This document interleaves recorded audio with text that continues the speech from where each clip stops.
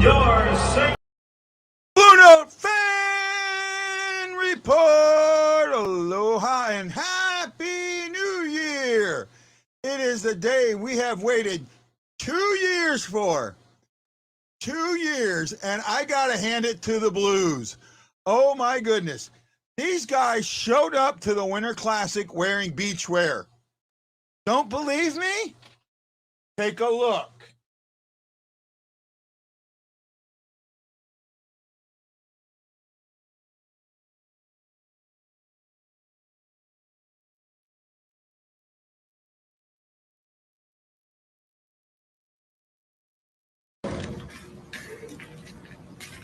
There's our boys.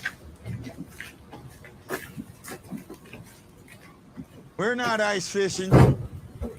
They're ready to play some hockey, baby. Hockey, hockey, hockey.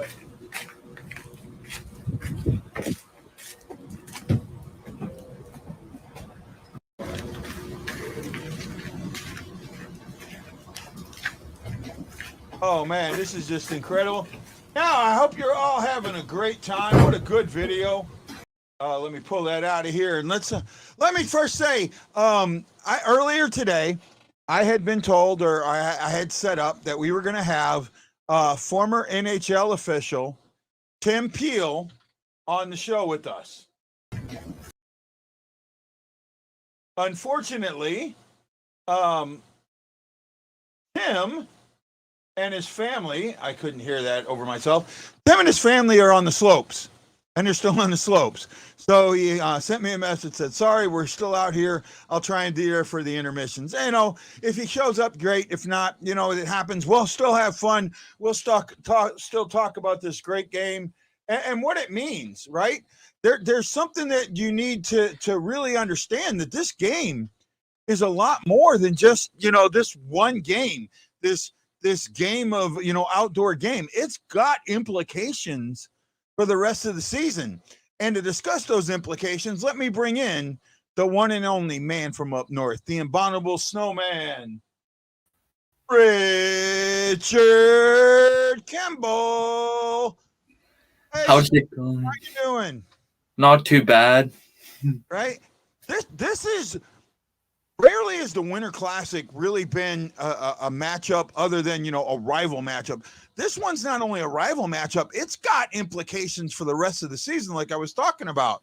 Can you tell us what you feel those are?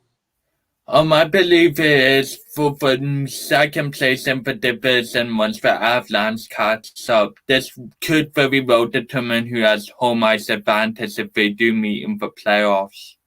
Yep. Well, actually... they were 1-2.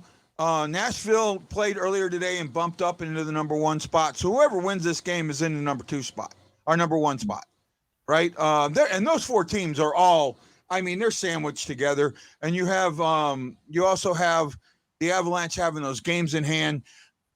This game is going to be important, just not only with that, and not only, it's got to be a game that the hype lives up to the hype.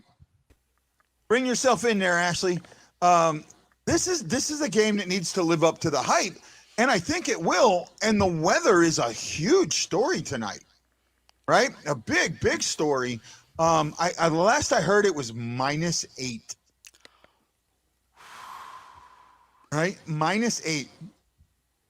And the guy showed up wearing beachwear, shorts and flip-flops. Yeah, I saw that video on Twitter. It was great. Oh, my goodness. Shorts and flip-flops. And they showed it on TNT, them walking in. And they're just saying, you know what? We're here. We're absolutely here. We're here to have a good time. We're here to play this game.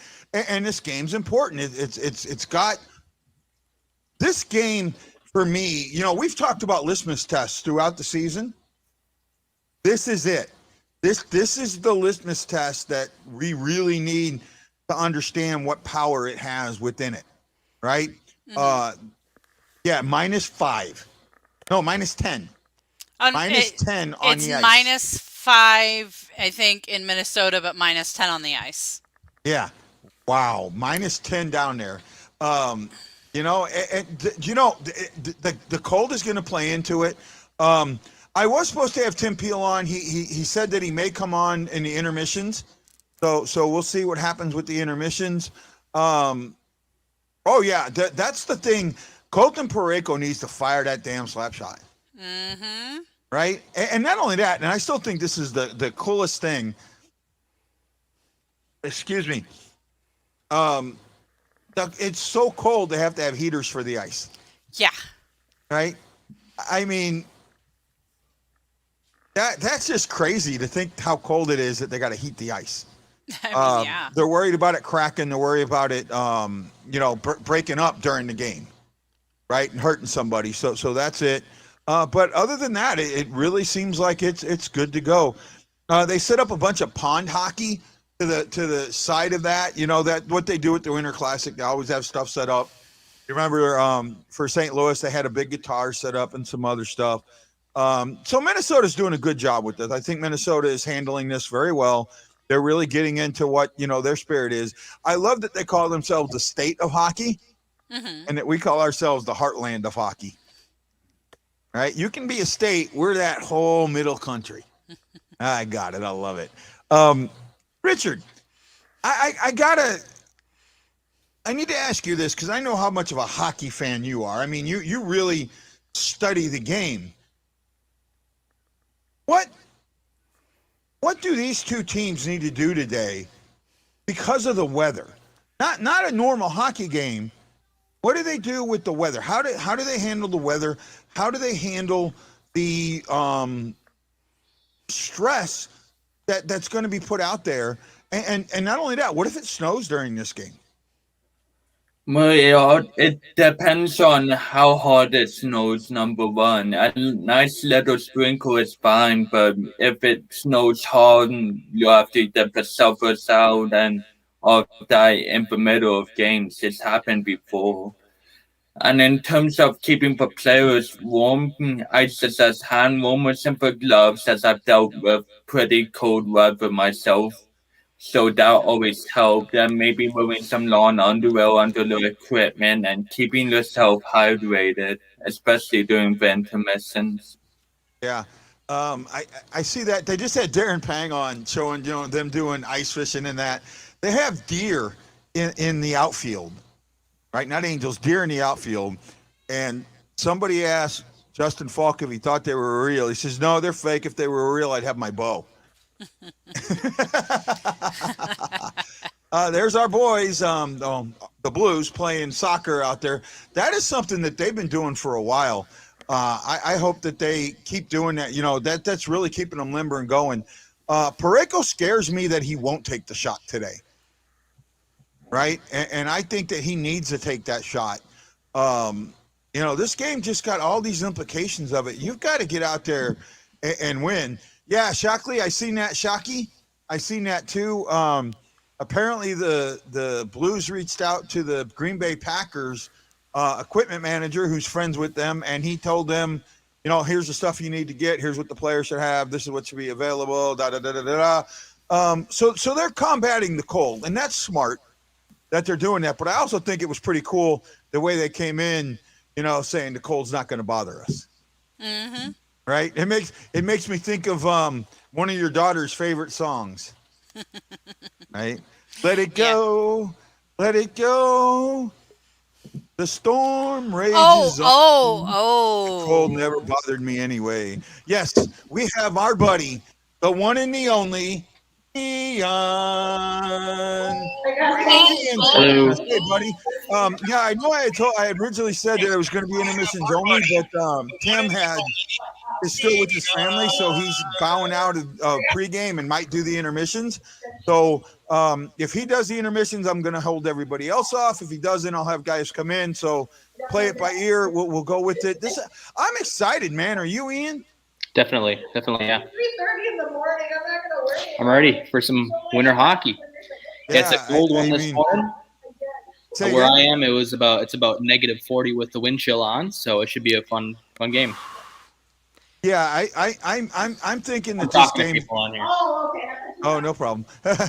Sorry. I'm thinking that that this game has just got implications on it that build up. The teams are technically second and third, but they came into the day first and second in the division, first and second in the conference. or no, second and third in the conference. They've been doing. They've both been playing their game, and their games are a little opposite, right? The Minnesota, we've always known that they are a speed team. They got younger. They went out there for some speed. They try and be a finesse team. Well, the Blues have always been, well, at least the last few years, a heavy hitting, pounding team. But they're starting to show that they can play both sides. They can play with speed. They can play finesse. They can play hard. They can hit. When you see this game, what concerns you the most from a Minnesota Wild fan side? Well, personally, I think that Joel Eriksson being out is probably our biggest loss. I mean, Jared Spurgeon was also out of this game, but Joel Eriksson, I know, I'm not sure how much. Well, you guys all watched the games last year. I think that our Eriksson, Foligno, Greenway line is probably our best line, and it's one of the hardest to stop. But Eriksson has really taken a step forward last year and this year, where he's kind of putting more up offensively. He's been putting in a lot of goals. He's been kind of a good part of our power play, and he's been getting better face-off wise. So he's just having him out is big, as well as Jared Spurgeon, because he's kind of our anchor on the back end there. But speaking of injuries, I mean, you guys have had the bug, so I can't throw a pity party for myself, because I can see you guys have quite a few major injuries going down. But yeah, I was looking at the stat pack I get from the media. I think you guys have like 30 man days missed this season. Mm-hmm. Yeah, and we've got something like 800 or something. Crazy. Right? Let me see if I can pull this up. It's a really neat stat. But give me a second. Let's see if I can pull this up here real quick. But yeah, definitely that's my biggest concern, because I mean, you guys' team has been mostly definitely a physical thumping team, and Joel Eriksson is kind of our under the skin. He's very physical himself. He gets in the corners. He just does everything right. He's our best center on our team. I mean, I know our center isn't the best on our team. That's one of our main things. But having your best center out, whether maybe even though Hartman's having a better year offensively, I think Eriksson is still our best center on the team for sure, and he's having him out is big. Yeah, that's so the total man games lost for Minnesota is 37. Yeah, that sounds 37. About right. For St. Louis, and you got to give me a second because I got to scroll through a whole bunch of stuff to get to it. The number's mind-boggling. I think we almost double that. Yeah. Right? Yeah. I mean, but here's the thing. We now got a lot of those guys back. Right? Yeah, I'm not sure. So who's coming? I think I saw on your lineups. I was looking at your lineups this morning. You said there's 6 something people out of your lineup. How many of those do you think are in for the game? So right. Brodin was going to be out, but because the NHL changed their COVID restriction thing, he down from 7 days or 10 days to 5 days. He should be able to play the game, as far as I know. I'm actually going to check him out right now. The only ones that they are listing in the stat pack, and I know this has changed, they had Neal and Husso listed, but Husso is the backup tonight. Yeah. Because Lindgren got put on the taxi squad. 2020-21 total man games lost for the Blues. Are you ready for this? Hit me with it. 81. 81. Yeah. That's just, and then to sit there and say, wow, you've missed that many man games and you're sitting where you are, I'm impressed. Now, I'll tell you, the only player out there on the ice today that I'm really concerned with is Kaprizov, right? This guy, he's the real deal. He's been the best player on our team for the last 2 years now, since he came here. It's funny. I wonder how he's going to do, because he's played some games in Slovakia, and you know how cold it gets up there. We'll never really know how people react to the cold up here, so we'll see how it goes. I'm hoping he has a good game. Yeah, it's like, the cold in Minnesota is not like the cold anywhere else. I've been up there a couple of times. It's like the heat in St. Louis. You go to St. Louis and there's so much humidity, you're dying. You go to Vegas and you don't even feel the heat, right? You go in some places where it's, 0 and you're like, okay, it's cold, but I can handle this. You go up in Minnesota when it's 0 and it's like, wait a minute. What's different here? It's just biting yeah. cold. Yeah, I've been Right? I've been at negative 75 with wind chill, having my eyelids freeze shut, trying to load a wood stove. That's pretty cold up. It gets pretty cold up here. Yep. I can't Chris Saki imagine. says, kiss is real important. Pass to a spot, not to a stick. I agree. I agree. And that's the thing that is going to have a lot more to do with, and sorry, a lot more to do with this game than anything else is going to be how simple each team plays. Right? If the two teams play simple, it's going to be a really, really good tight game, right? I really expect it to be a solid tight game. If one of the teams gets fancy or tries to get too frilly, I can see this being a blowout. I can see that too. Right? I don't want it to be. I really don't. Now you also got to look back at last season. Minnesota came on the scene and shocked everybody, surprised everybody. Yet the Blues, who went the other way in surprising people, had Minnesota's number. Yeah, you're right. I think I just don't know what it is. I think it's has to be something with the system. How you guys just your way. We just don't play you guys well. It's been like that. And I think it's been like that for the last 5 or 6 years now, really. Where in years past we've kind of played you closer as opposed to last year. But whatever, we don't play you guys very well. Maybe it's your larger defense. You guys have a pretty big defensive core, and ours is not as large. It can't really shut down your more physical forwards as much. But yeah, I don't know. So another question I'd like to ask, and I'm sorry, hey guys, anytime you want to jump in, let me know. Raise your hand, yell at me, tell me to shut up, so I know that you got something to say.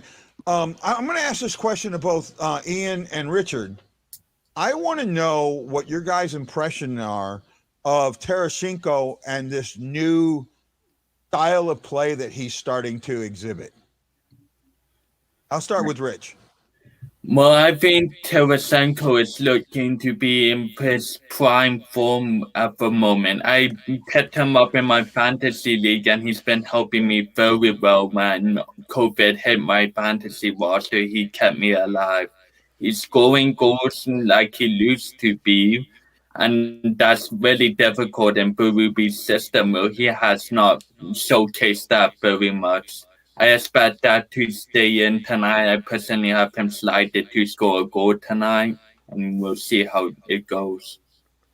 Well, he's starting with Thomas and Kyrou, but, Berube said if that line doesn't work, it's easily to switch it back to the Spesnal, what I call the Spesnal line. Everybody else has these other VIP. Other names that I don't like, so I don't say them.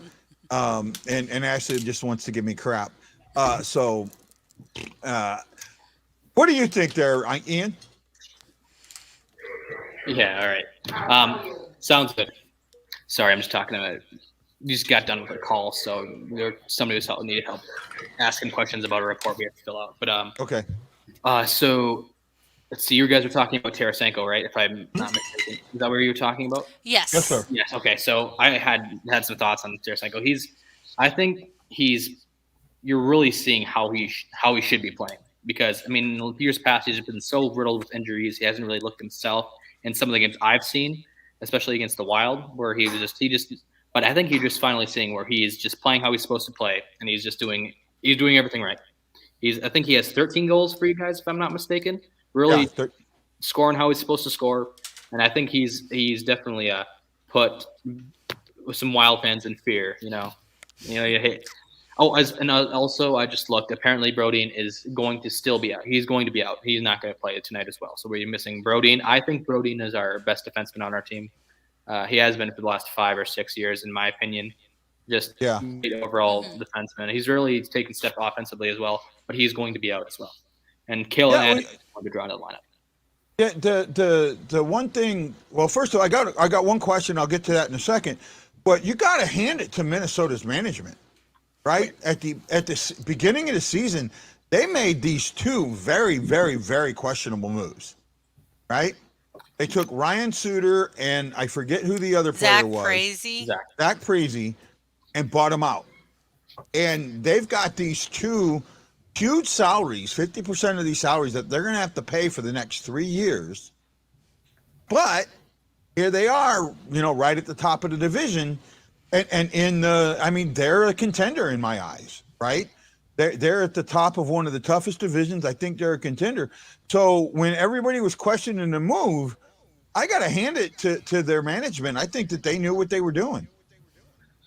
Yeah, I think Phil Garrick definitely is what he's doing. I think he has a plan, and I think his plan is that he knows that we're going to have a lot of young prospects coming up, such as Marco Rossi, Matthew Boldy, Adam Beckman, who are going to be on younger, cheaper deals that look to be, as of right, they look to be, because it's never a guarantee, but they look like they're going to be NHL caliber players that should be able to fill those roles of cheaper players that we're not going to have to spend as much money for the worst part of those deals, which is going to be for the next 3 years until they get moved down to, I think, like 900,000 each. Yeah, it's a tough. I mean, it's tough, and that's especially with everybody having salary cap issues. To sit there and eat money for guys that you got to pay guys that. Yeah, but in the end, even getting those cut in half, they're saving money in the long run because they're allowing the youth to have a chance, and they're not paying them the full 100% both players. Yeah. So they're giving room to the youth, and it's actually a really great move. Yeah, and it was locker room wise, it's a great move too. From what I can tell, Suter and Parise are kind of taking control of the locker room from the management, which is kind of not how it's supposed to be. Yeah, it's supposed to be management running it. It's just from what I understand, just been a great move. It's been sold out from day one. It's sold out in 31 minutes. Mm-hmm. Oh, yeah. So yeah. Now here's my question, and I get back, and I'm sorry, Richard, I know you want to say something, but I want to ask this question because I can't wait to hear your answer. I'm going to ask you last. Is Tarasenko a Selke candidate?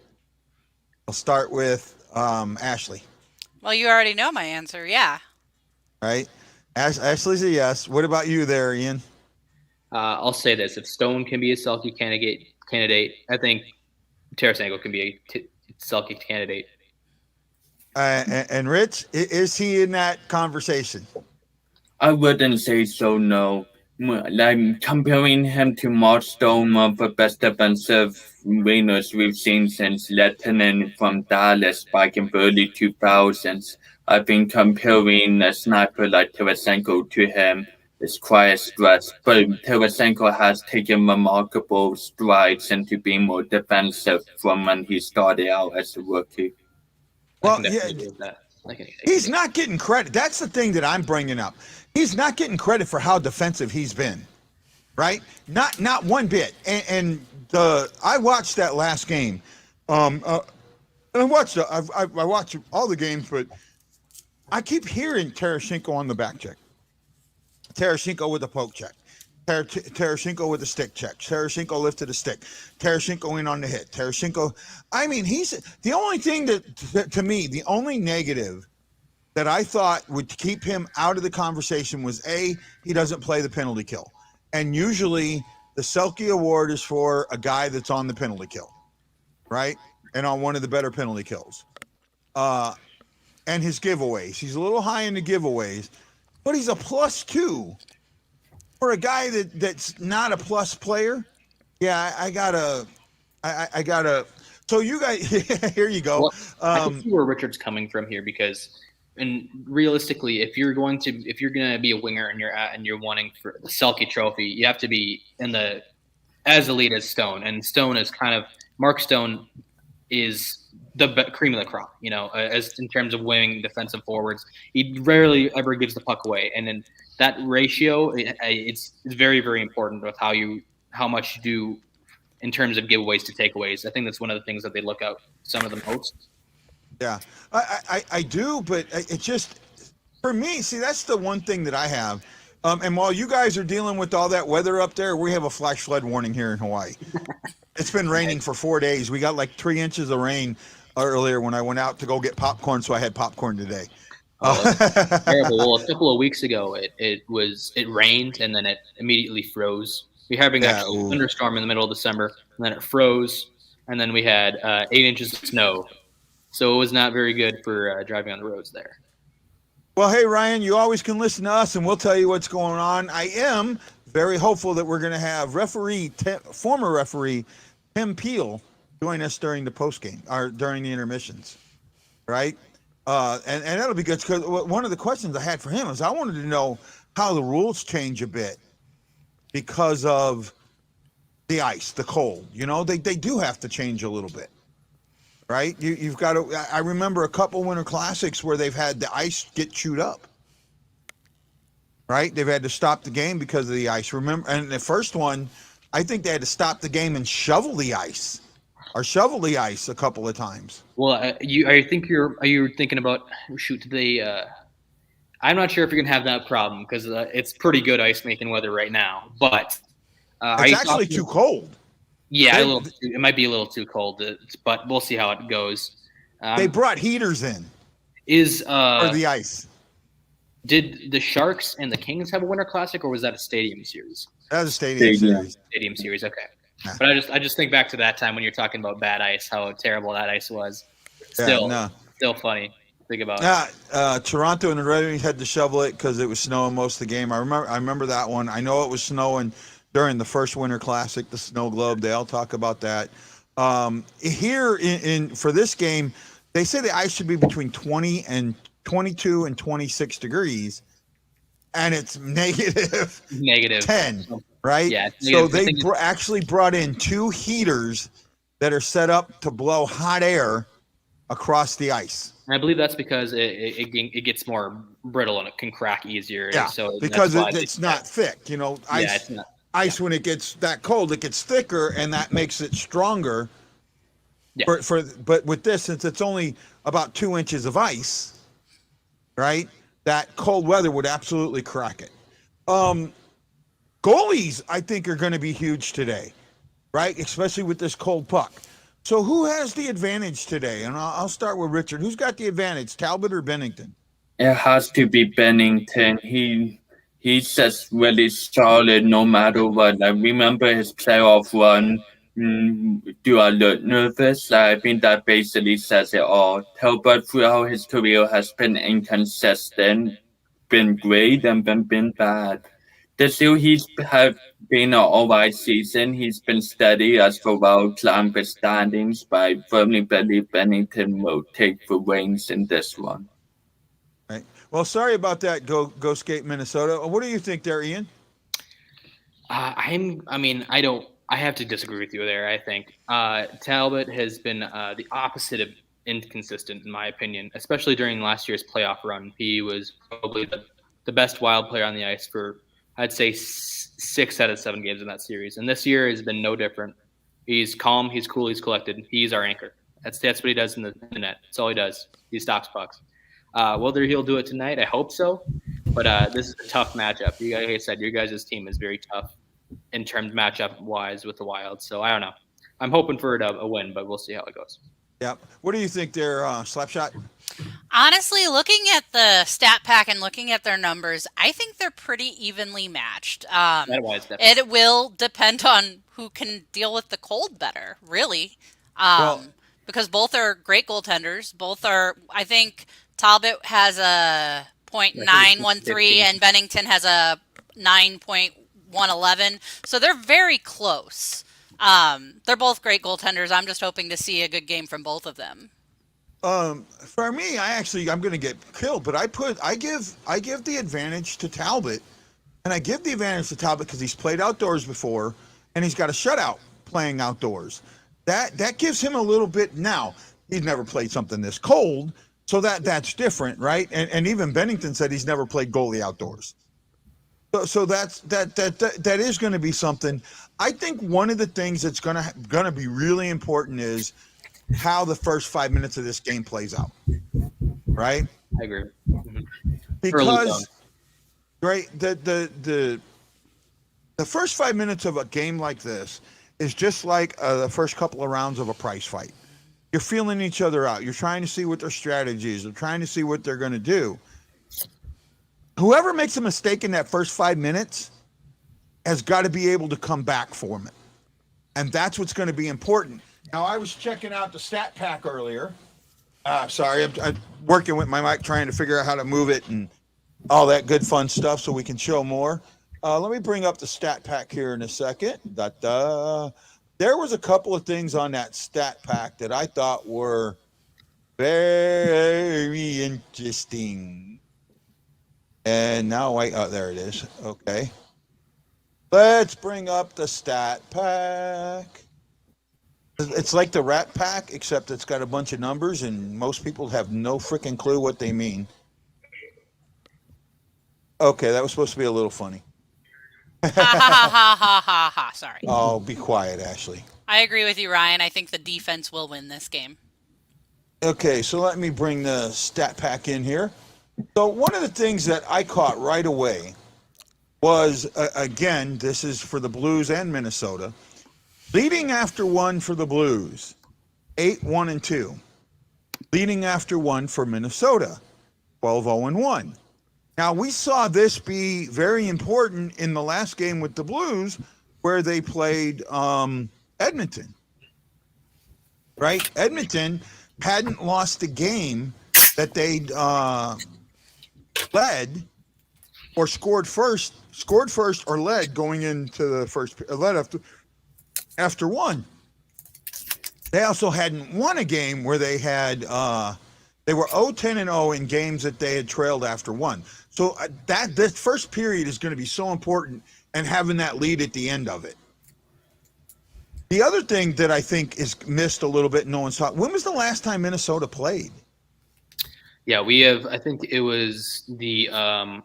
We actually are on a 4-game losing streak, which is one of the things I was going to say previously. We lost in a shootout to the Sabres on the 20th or 21st. I mean, it's been a few days. It's been about a week. Yep. Monday, the last game was a loss, 7-4 loss or to 7-4 to Dallas. The one before that was a shootout loss to Buffalo.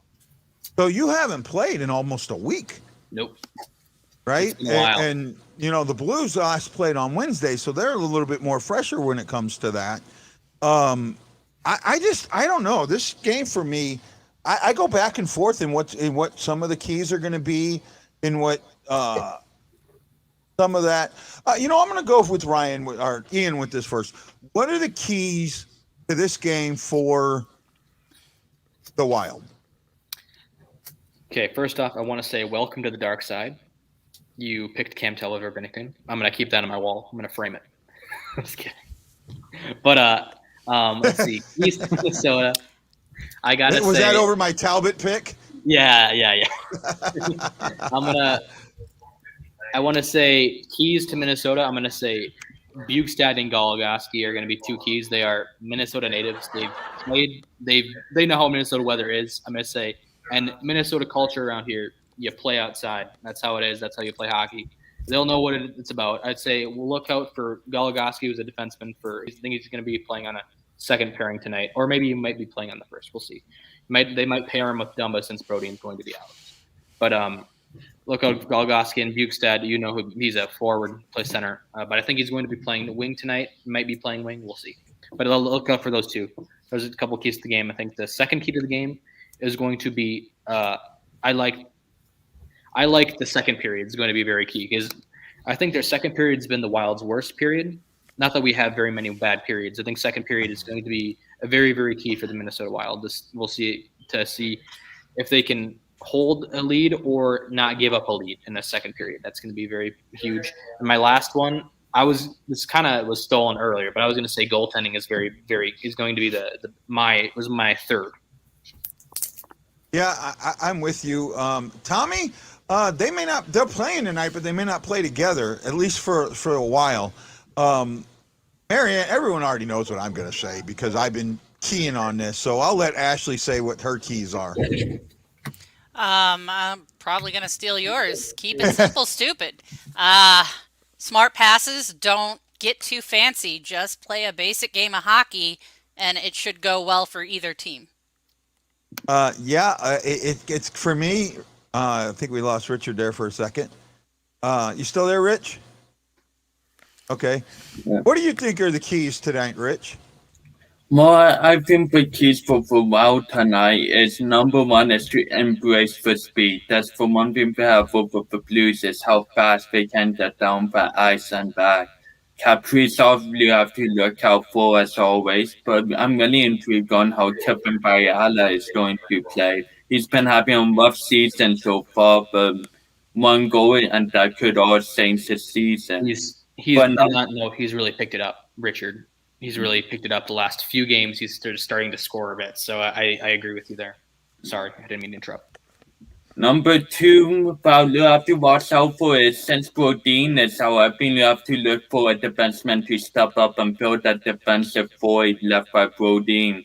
You mentioned Goligoski, but I think you really have to look at how Matt Dumba does this because he has a tendency to get up in the offense, but I think he has to lay back and replace exactly what Brodin has been doing since he started his career.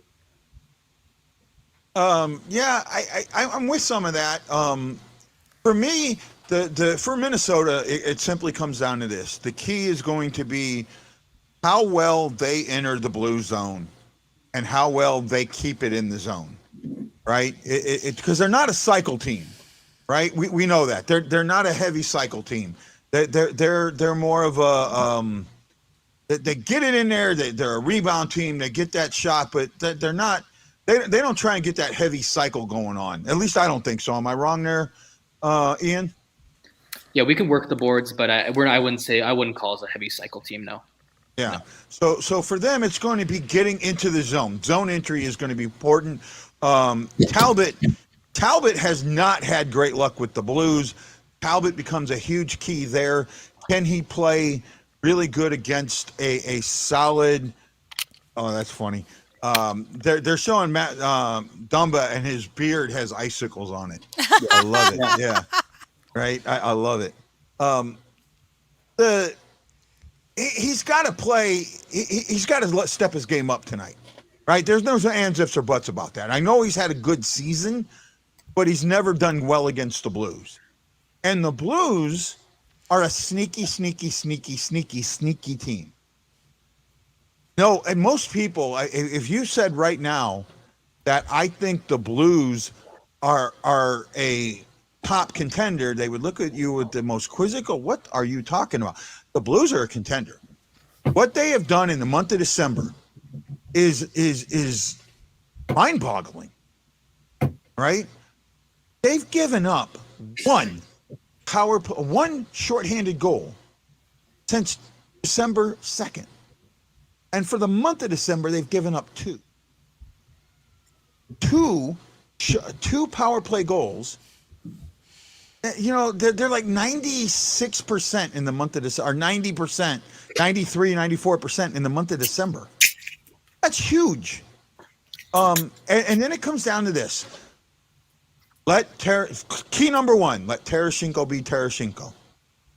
Let him play the way he wants to play, the way he needs to play.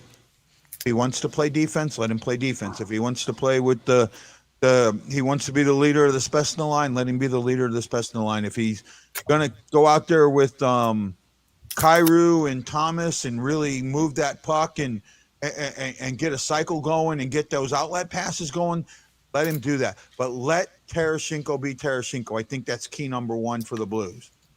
Key number two is simply this: cycle the puck. When they cycle the puck, when the Blues cycle the puck, they are by far one of the best teams in the league. They frustrate teams very quickly once they get a cycle going. And once they get a cycle going, they can have you out on the ice for anywhere from 1 to 3 minutes. 1 to 3 minutes, and that's a lot, and that's going to score goals. If the Blues can do those things, this game is out of Minnesota's control. In my eyes. I honestly feel right now that St. Louis and Colorado are the two best teams in the Western Division, with the Knights being a close third.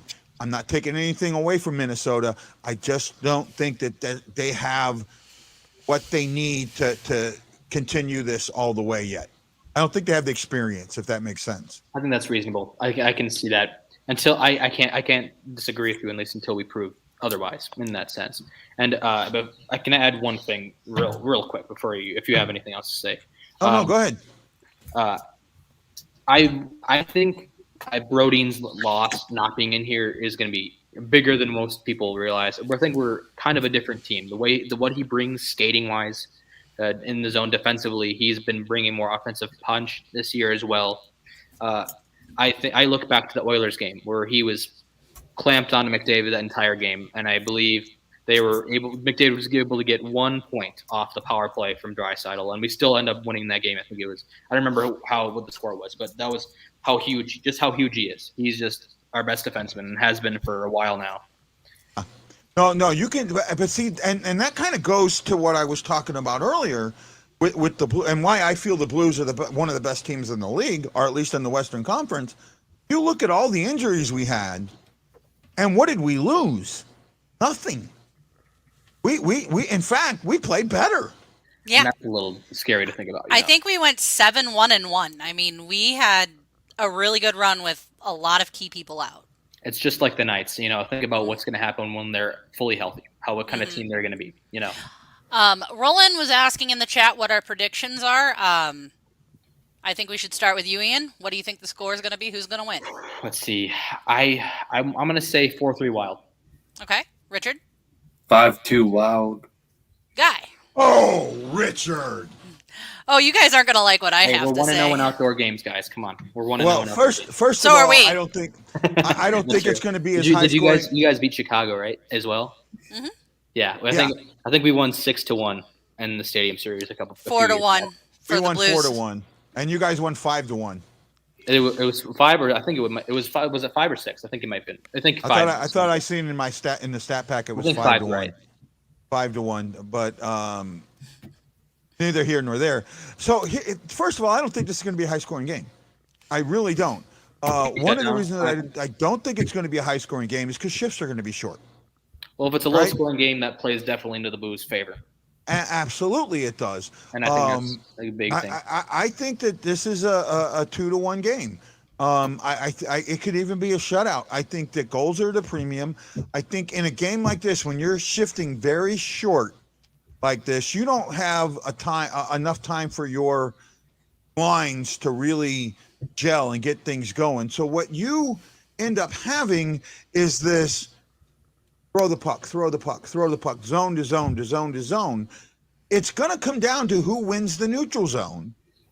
And I just got this really deep feeling that the Blues are a better neutral zone team. And I'm not taking anything away from you guys. I think the loss of Prezi and God, I just went blank. Suter took away some of that neutral zone effectiveness that you guys had. And what I'm seeing for you through the neutral zone now in the games that I have seen, it's more of a dump it, get to the red line, throw it in and chase it. That's not going to work against the Blues. Just throw it right out. That's just not going to work. I think that's why we had so much trouble with you last year, is that we didn't really adjust our strategy to your guys' game. And we'll see whether Dean Evison has worked on something with the team on what they're going to do in that sense. Because I definitely agree with you. If the Wild play exactly how they played you last year, it's not going to go well. I think it might. Then it could be a blowout in that sense. Well, go skate Minnesota.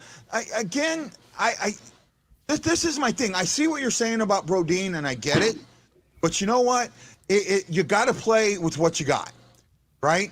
And I don't think Brodeen, you might be a better neutral zone team overall, but I don't think you will be a better neutral zone team than the Blues, because lately the Blues have shown that they can control the game against Edmonton. How do you beat Edmonton?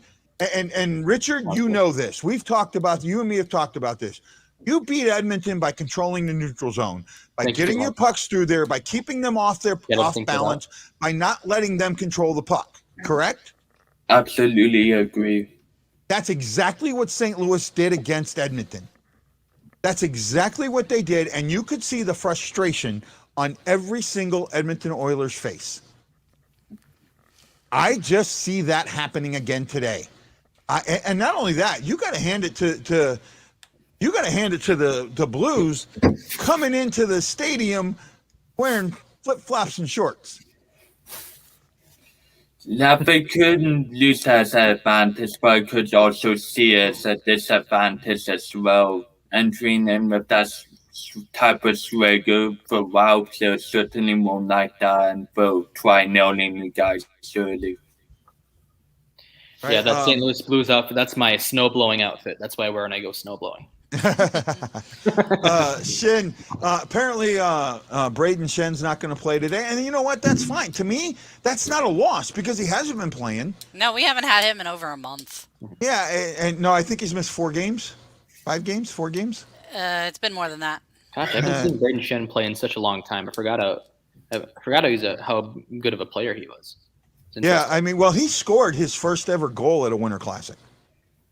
Yeah, right? This would have been with the Flyers. With the Flyers, Yeah, with the Flyers. Yeah.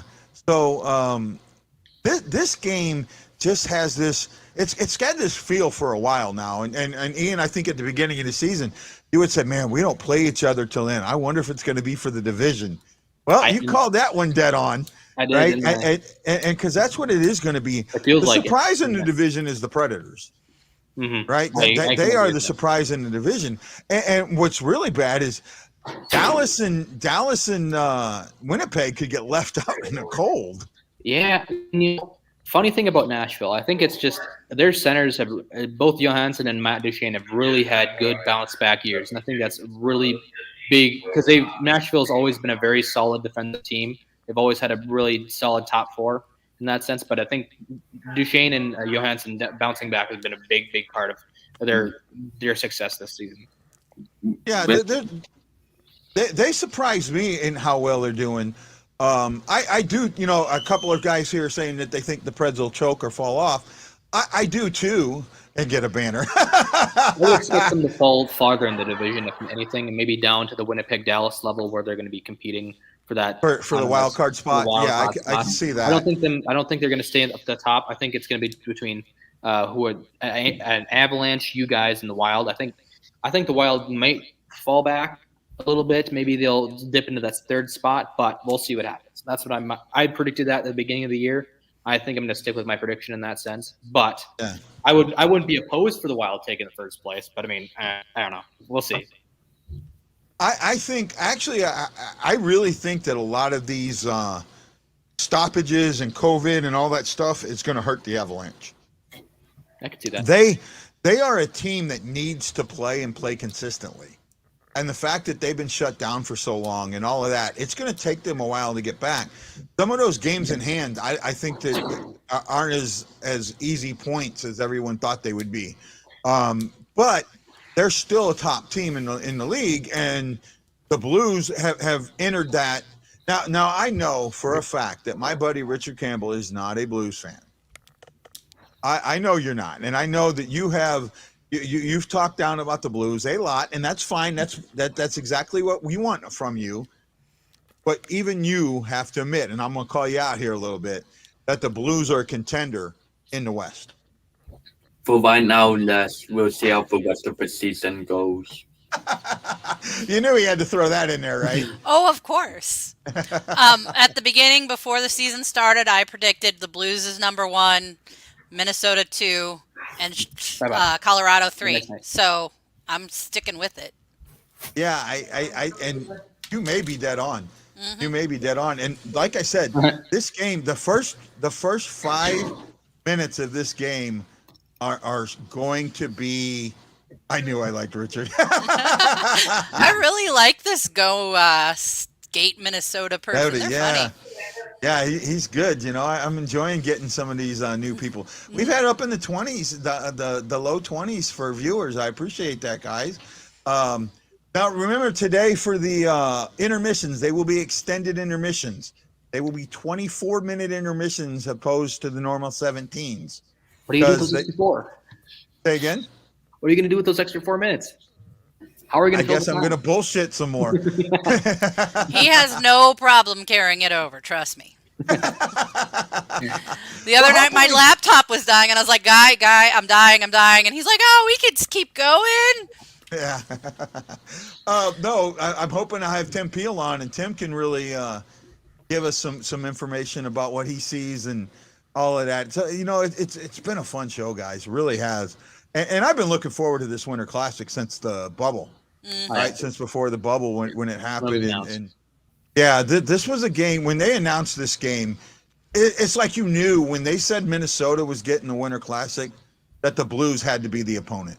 It's a very special thing. I mean, I'm not sure how familiar you guys are with hockey culture up here, but it's a very big thing in the state of Minnesota.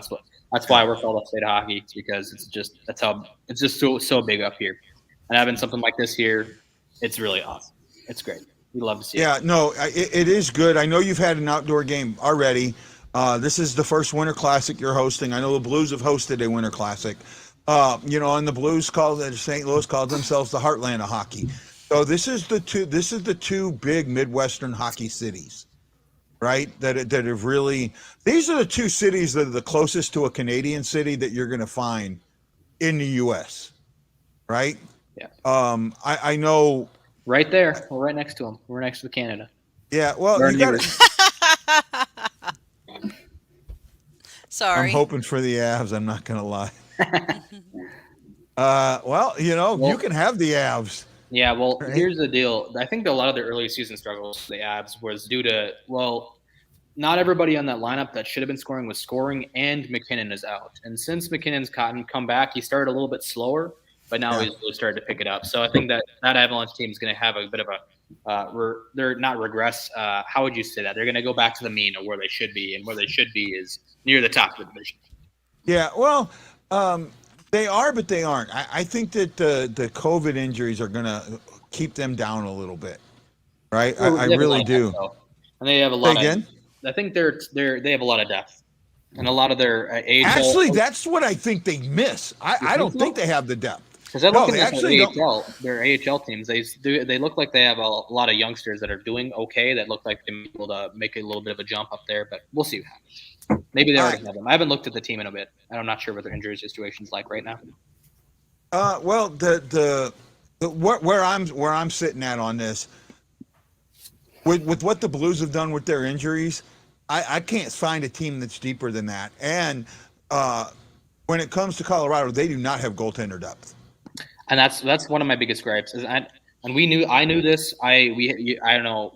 Everybody knows that Kemper was with the Wild first. Then we traded him to the Kings, and then he found his way on to Arizona, and then he's on Colorado. And a lot of Kemper's issues was he's kind of inconsistent in his time in Minnesota. And then the playoffs, he isn't there when it mattered in the playoffs. I mean, there are a lot of our playoff exits because of that.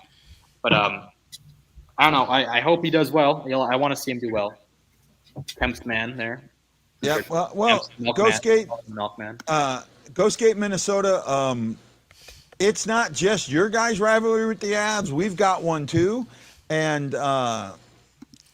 you say Darcy's a head case. I think Talbot's a head case. I think you're lucky right now that Talbot is playing as well as he is, but what happens time out. All goalies are head cases. They kind of have to be. Ilya Brzalo. Including myself. I am a head case. All goalies are head cases. They're all a little cuckoo.